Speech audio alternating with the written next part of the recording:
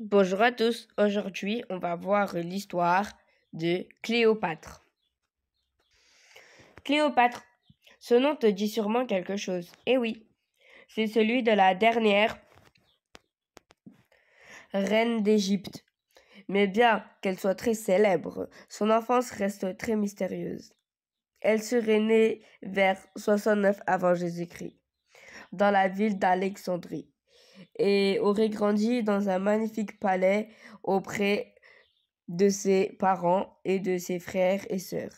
Si sa mère nous est inconnue, on connaît bien son père, Ptolémée XII, et c'est quelqu'un d'important. Il est pharaon, c'est-à-dire roi d'Égypte. Cette famille provient d'une longue dynastie, les Lagides, qui règnent sur le pays depuis près de 300 ans. Cléopâtre est donc promise à un bel avenir. On raconte que dès son plus jeune âge, Cléopâtre se montre très intelligente. Mais tu sais, elle ne va pas à l'école comme toi. Ce sont ses professeurs qui viennent au palais pour lui donner des leçons, douées pour les langues étrangères. Elle parle le grec, l'arabe, l'hébreu et l'éthiopien. Elle va même apprendre l'égyptien, ce qui n'est pas commun car c'est la langue du peuple. Et à cette époque, les rois et les reines d'Égypte ne la parlent pas.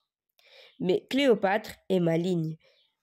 Elle sait que ça pourrait un jour lui être utile pour gouverner le pays. C'est aussi une petite fille têtue avec beaucoup de caractère. Elle devait certainement avoir l'étoffe d'une reine, car son père fait en sorte qu'à sa mort, elle monte sur le trône et ce jour arrive en 51 avant Jésus-Christ. À seulement 17 ans, Cléopâtre devient donc souveraine d'Égypte sous le nom de Cléopâtre VII, Dea Pilapator, qui signifie fille aimant son père. Mais elle doit partager le pouvoir avec son frère, Ptolémée XIII, car selon la tradition des pharaons grecs, une femme ne peut pas régner seule. Elle doit même l'épouser, ce qui est courant en Égypte en ce temps-là. Mais ce partage du pouvoir crée des conflits. Certains clans soutiennent Ptolémée, d'autres Cléopâtre, appuyés tour à tour par les Romains qui s'intéressent à l'Égypte. À cette époque, les Romains dominent le bassin méditerranéen. Deux grands généraux, Pompée et Jules César, se font la guerre pour diriger la République romaine. En 48 avant Jésus-Christ, ils s'affrontent à Pharsale en Grèce. L'armée de César compte 11 000 soldats, celle de Pompée 45 000. César est en sous-effectif, pourtant c'est lui qui remporte la victoire. Pompée se réfugie alors en Égypte pour échapper à son ennemi. Ptolémée XIII, le frère de Cléopâtre, en profite. Il pense qu'il s'attirera les bonnes grâce du vainqueur en faisant assassiner Pompée. Et quand César débarque à son tour en Égypte, Ptolémée lui présente la tête de son rival.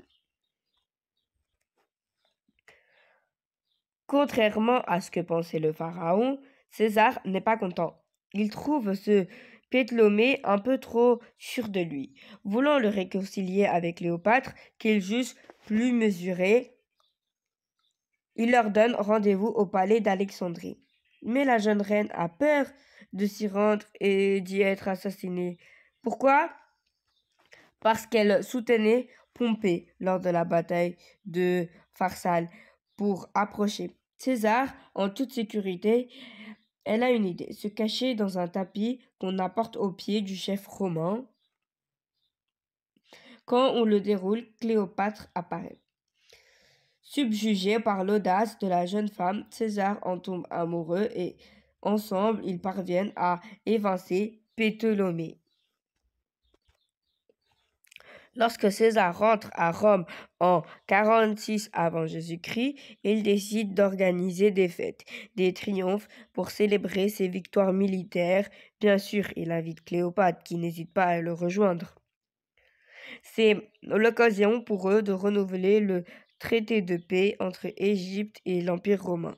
Malheureusement, la jeune reine n'est pas la bienvenue car César est déjà marié à une autre femme. Mais qu'importe, le général romain s'installe dans sa propriété située au bord du Tibre. Cléopâtre profite de son séjour pour visiter la ville et rencontrer les grandes personnalités politiques.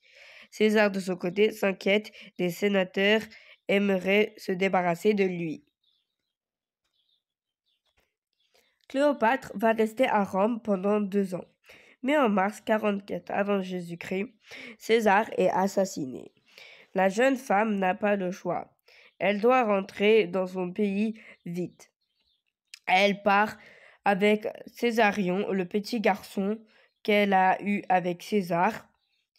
Mais une fois en Égypte, les querelles de pouvoir avec ses frères et sœurs continuent. Cléopâtre devient alors très stratège. Elle fait assassiner son frère et nouvel époux.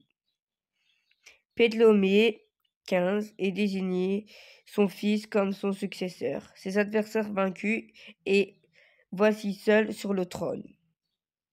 Soutenue par le peuple égyptien, elle règne tant bien que mal sur son royaume et bientôt elle fait une nouvelle rencontre. Antoine devient le À la gouverneur de mort la partie de orientale César, des de territoires nouveaux romains. chefs arrivent à tête de Vers la 41 République avant romaine. Jésus-Christ, Parmi il eux, souhaite rencontrer un les rois et les reines des certain pays sous son influence. Marc-Antoine devient Alors le il les gouverneur de convoque dans la le partie port de Tars, orientale en des Turquie. territoires romains. Vers Cléopâtre 41 après arrive sur un Jésus-Christ, beau navire couvert il d'or souhaite et d'argent. rencontrer les rois et Elle les se reines présente des à pays Marc-Antoine, sous son allongée influence. sur des Alors, il coussins les sous une convoque toile brodée dans d'or. le port Comme de César Tars, avant lui, en Turquie. le Romain tombe sous le Cléopâtre charme de la arrive reine sur un d'Égypte. beau navire Leur histoire couvert d'amour d'or va et durer d'argent. plusieurs années et Elle ensemble, se présente ils à auront 3 Marc-Antoine, enfants. allongée sur des coussins sous une toile bordée d'or, comme César. Les années passent.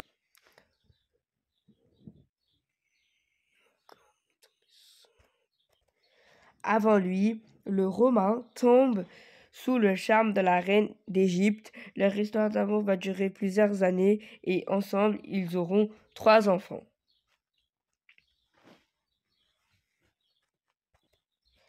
Les années passent et les chefs romains se font de nouveau la guerre.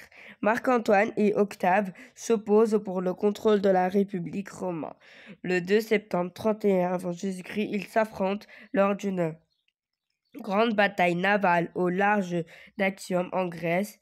Si les navires d'Octave sont légers et rapides, ceux de Marc-Antoine, bien qu'armés de catapultes, d'achères et de légionnaires, sont très lourds et manœuvrant difficilement. Cléopâtre est tout près de sur le vaisseau royal, mais voyant la défaite arriver, elle s'enfuit avant qu'il ne soit trop tard.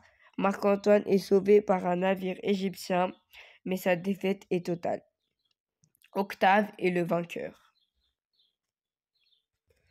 Après la terrible défaite d'Actium, Cléopâtre et Marc-Antoine se réfugient à Alexandrie, mais Octave réorganise ses troupes et encercle l'Égypte. Sachant vaincu, Marc-Antoine se donne la mort pendant que son ennemi entre dans l'Alexandrie. Quand Octave demande à rencontrer Cléopâtre, celle-ci préfère mourir à son tour plutôt que de se rendre.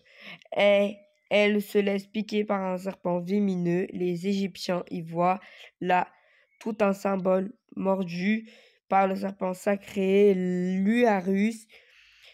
Elle a accédé à l'immortalité.